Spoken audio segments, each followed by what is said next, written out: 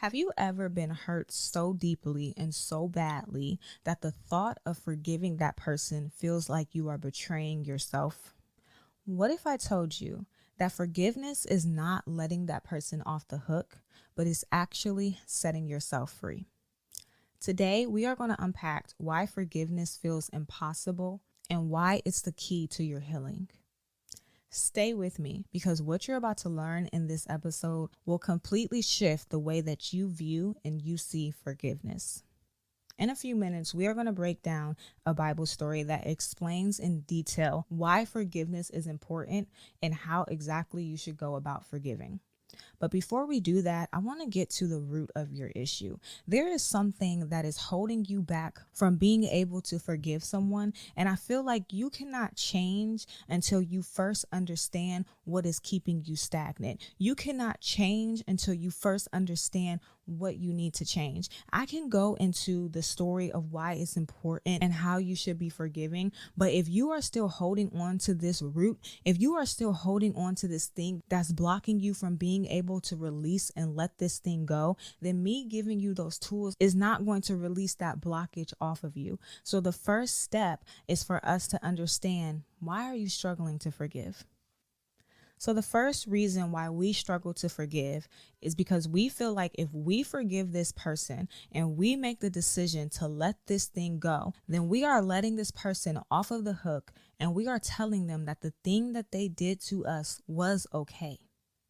We feel like forgiveness equals acceptance of what happened, and we don't want to accept what happened. What happened hurt our feelings. What happened triggers us. What happened is traumatic, and it left permanent scars and permanent wounds that we are still dealing with till this day. Some of us, we had experienced situations that happened to us years ago and decades ago, and we are still feeling the effects of that situation. That situation and the decision that that person made to hurt us has changed who we are, has changed how we view the world. And so the thought of forgiving that person makes us feel like we are saying what you did to me is okay. And so being in a Christian community, one of the main things that we hear people tell us is we must forgive. You must let it go. You must not hold on to resentment. And we feel personally offended by that. We feel personally offended because we feel like they are telling us, get over that situation. Accept that situation. Let that person off the hook. Show them mercy. Your feelings don't matter. And so when we hear people telling us that we should forgive and we should let this go, we automatically reject that because we feel like I'm not letting this person off of the hook. I'm not making this person think for a second that what they did to me was justifiable, acceptable, or okay. The second reason why we struggle with forgiveness is because we feel like if we make the decision to forgive this person, then we are betraying ourselves. This kind of stems into reason number one, where we said that we think forgiveness is telling that person that the thing that they did to us was okay. And so when we're in that mind space where we think forgiveness is saying you're off the hook, what you did was acceptable, what you did was okay, it kind of makes us feel like we are betraying ourselves. Like when we forgive, we're telling ourselves your feelings don't matter. When we forgive, we're telling ourselves you deserve to be treated that way. When we forgive, we're telling ourselves that we should settle for that type of treatment. And so these are creating blockages in us where when people tell us to forgive, we get offended. When people tell us to forgive, we instantly reject that. They don't deserve my forgiveness. Do you know what they did to me? How dare you tell me to forgive them? How dare you tell me to let this go? Because we don't fully understand what forgiveness is. And our lack of understanding is causing the rejection. But before we get into the story that I want to read, I want to make sure that you understand the forgiveness that we are talking about today is not the forgiveness of telling that person what they did to you was okay. It's not the forgiveness of telling that person that they should be in your life. that you have to rekindle, that you have to reconnect with them, that you have to see them and interact with them and talk to them. That's not the forgiveness that we are discussing today. The forgiveness that we are discussing today is choosing to be the bigger person and let go. And a prime example of someone choosing to be the bigger person and letting go is in the story of Ezekiel chapter 36, verse 13 through 23. This is such an interesting story to me because it is a framework of understanding forgiveness and an example of what forgiveness looks like. And is not from a person in the Bible. It's from God himself. So, actually looking at it, it's Ezekiel chapter 36, verses 16 through 23. So it says, "Then this further message came to me from the Lord. Son of man, when the people of Israel were living in their own land, they defiled it by the evil way they lived. To me, their conduct was as unclean as a woman's menstrual cloth. They polluted the land with murder and the worship of idols. So I poured out my fury on them. I scattered them to many lands to punish them for the evil way they had lived. But when they were scattered among the nations, they brought shame on my holy name. For the nation said, 'These are the people of the Lord, but he cannot keep them safe in his own land.' Then I was concerned for my holy name, on which my people brought shame among the nations. Therefore, give the people of Israel this message from the sovereign Lord. I am bringing you back, but not because you deserve it. I am doing it to protect my holy name, on which you brought shame while you were scattered among the nations. I will show how holy my great name is, the name on which you brought shame among the nations. And when I reveal my holiness through you before their very eyes, says the sovereign Lord, then the nations will know that I am the Lord." So let's stop there. As I break down this entire story, I want you to imagine yourself being God, and I want you to put yourself in God's shoes. Imagine being God and loving your children so much that you rescued them from slavery. Not only did you rescue them from slavery, but you put them in a place of abundance. You gave them their own land. You gave them their own town. You gave them riches where they flourished. And they repaid you by turning against you and giving their praises to other gods. Have you ever been in a situation where you went out of your way for somebody? You were there for somebody. You had somebody's back, and they betrayed you of all people. They betrayed the very one who loved them. They betrayed the very one that was there for them in their down moment. Doesn't that hurt? Didn't you have an attitude of like, you really did that to me? You really acted that way towards me? You really treated me that way? Imagine being God. I know I felt that way before. And I'm pretty sure many of you have before. And this is how God was feeling about the Israelites. So keep imagining being in this situation. If you're in a situation where somebody who you were there for treated you like the scum of the earth, somebody who you were there for got on their feet and acted like you didn't exist, got on their feet and moved to a different crowd, got on their feet and went to a different group of friends and sit there and act like you are nobody and you do not matter and you're nothing. How would you feel? Because for me, there's two emotions that will immediately come to mind. Number one would be hurt. I would be hurt, shocked, sad, feeling some type of pain about it. But then number two, I would feel angry. Anger is the emotion that makes us want to retaliate. Anger is the emotion that makes us want to do something that's not nice, that doesn't look good, to make ourselves feel better. And we feel like we deserve that, right? We deserve to make this person feel how they made us feel. We deserve to make this person hurt the same way that we were hurting. We deserve to make this person cry the same way that we cried in silence while they were over there dogging us. We deserve this moment of retaliation. That's how we feel. But the reason why I said I wanted to share this story is because this story is a prime example. It's God's framework of forgiveness. It's his framework of helping us understand what forgiveness is, the right ways to do things, and the wrong ways to do things. So if you notice in verses 18 through 19, God said he poured out his fury on the Israelites. He scattered them to many lands to punish them for the evil ways that they have lived. God retaliated. And so I know that people like to beat us up for retaliation.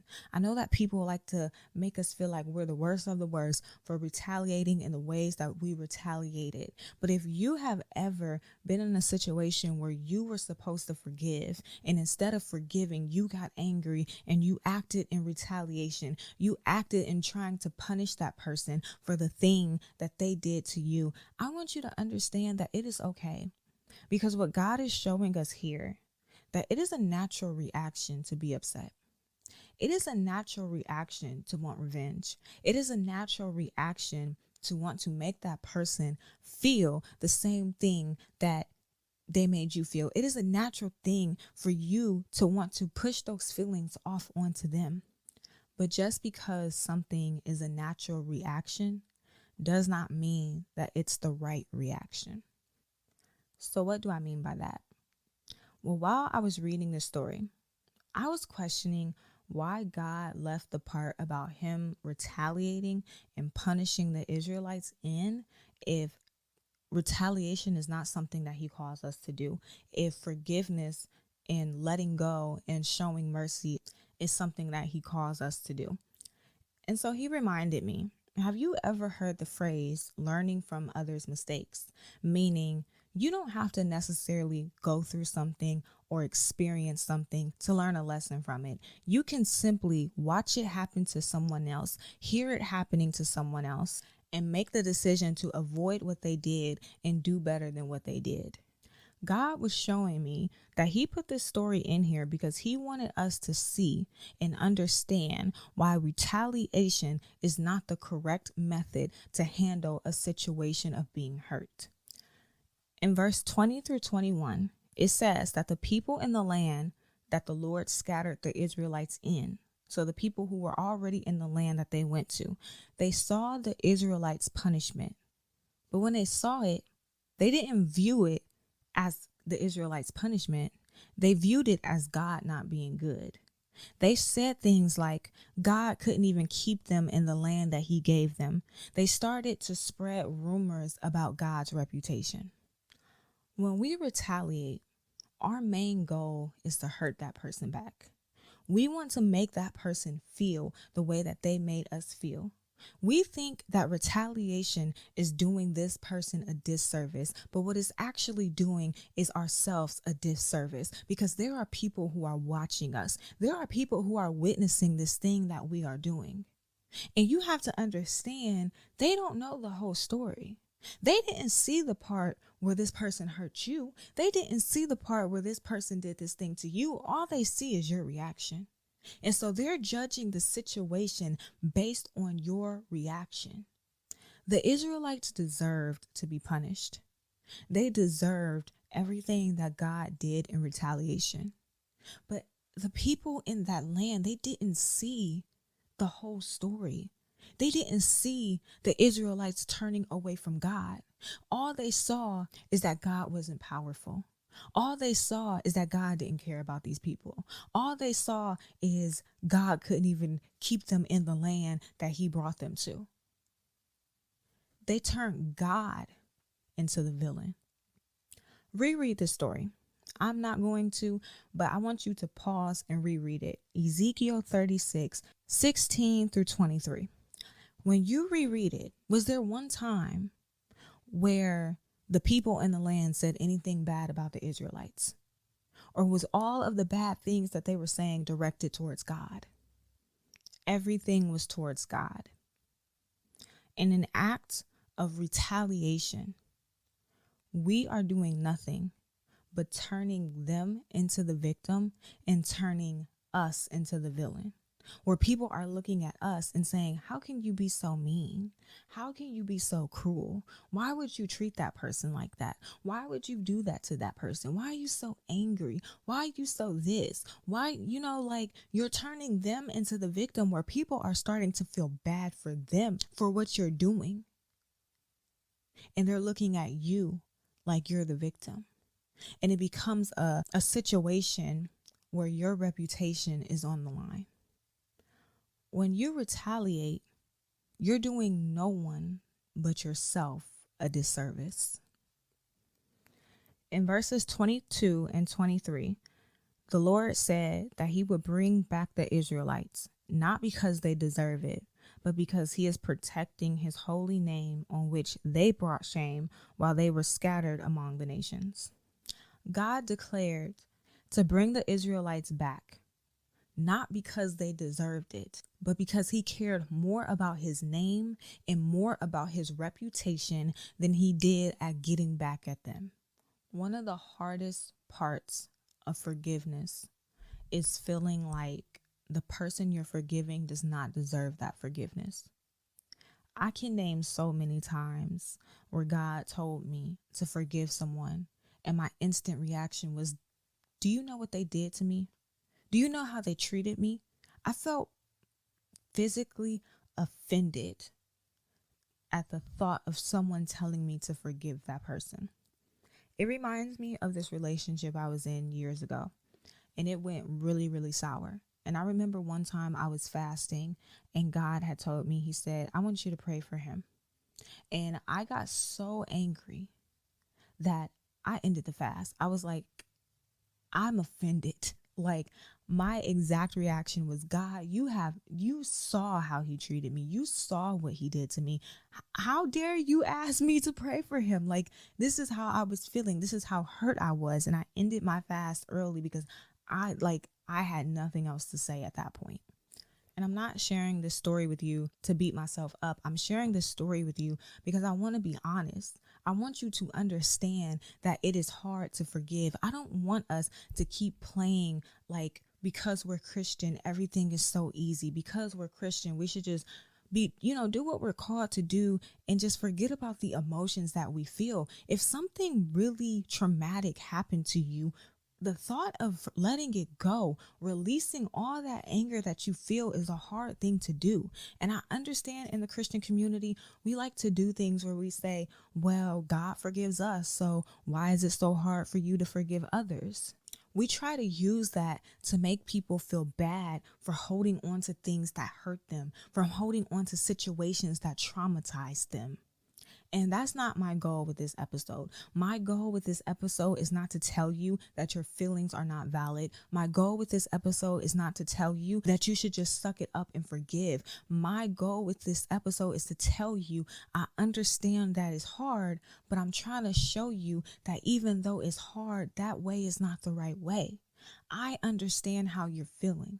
And so does God. That is why he left this story in the Bible to show us how retaliation did not work and why mercy is the way to go. He's not just telling you to do this just to do it. He's not just telling you to do this because he values the person who hurt you over you. He's telling you to do this because he knows that you holding on to unforgiveness does not hurt anyone but you. You are going to be the only one suffering. You are going to be the only one with a bad reputation. You are going to be the only one that is looked at as evil. He is telling you to do this for you, not for that person. You holding on is not hurting them. It's hurting you. So forgiving is a hard thing. But like I said, it's hard, but it's necessary. So when you're in a situation where you are supposed to be forgiving somebody that you just feel hurt you so bad, you just feel they just don't deserve it, I want you to ask yourself, what is more important to you, your ego or your reputation? God decided to put his ego aside and say, I am going to do right by these people because of my name. I'm going to do right by these people because I care about me. You have to ask yourself, what do you care about more, these people or you? Here's another way to look at it. Because in some situations, That person, even if you do retaliate, they may still be seen as a villain. Like, for example, if they unalive somebody that you love, I mean, they gonna be seen as an unaliver regardless of what you do in retaliation, right? So another way to look at this is to care about yourself more than that person. Meaning, you're that type of individual. You're the type of individual that doesn't care about anybody. You're a liar. You're an unaliver. You're a cheater. You're this, you're that, you're the third, whatever. But I'm not going to lower my character down to your level just to get you back.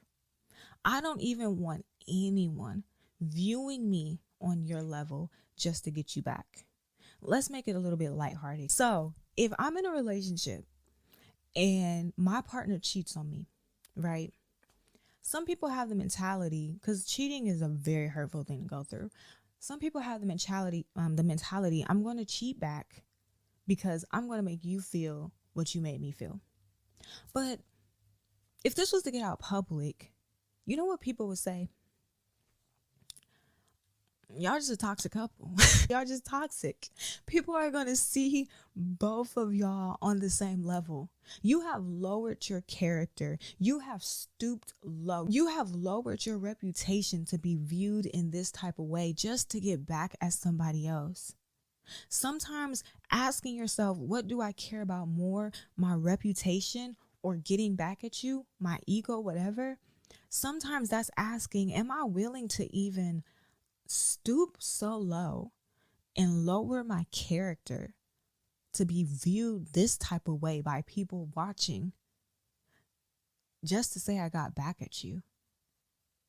And I know there's going to be people who's going to be like, I don't care what people think about me. I don't care what people think about me.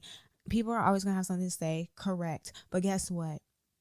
You should care how you present yourself. So are you willing to lower the way that you present yourself simply to say, I got back at this person? You have to care more about your reputation than your ego. And my goal with this is not to tell you to rekindle the relationship. My goal with this, going back to the lighthearted example of being cheated on, I'm not telling you if your partner cheats on you, you have to stay. I'm not saying that. I'm just saying you have to forgive. You have to let go. You have to stop holding on to it. But you don't have to stay. Forgiveness still has the same meaning. Forgiveness does not mean reconciliation. It means letting go. And even in the story with God decided to show them mercy and do good by them by bringing them back to the place that he brought them from. I'm not saying that you have to bring that person back into your life. Sometimes making the decision to walk away, making the decision to leave, making the decision not to retaliate is you doing good by that person. Making the decision to spare them from your wrath is you doing good by that person. You don't have to rekindle. You don't have to talk to them. That's not the goal. The goal is to release.